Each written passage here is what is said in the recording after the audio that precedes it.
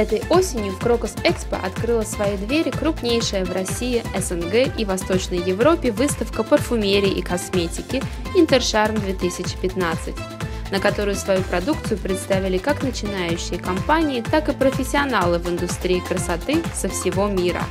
Выставка предоставила уникальные возможности для поиска бизнес-партнеров и дистрибьюторов, изучения новинок и пополнения знаний во время мастер-классов, привлекая более 900 компаний-участников из 33 стран мира и более 60 тысяч посетителей. Выставка сочеталась с шоу, конкурсными, бизнес и обучающими программами и конференциями.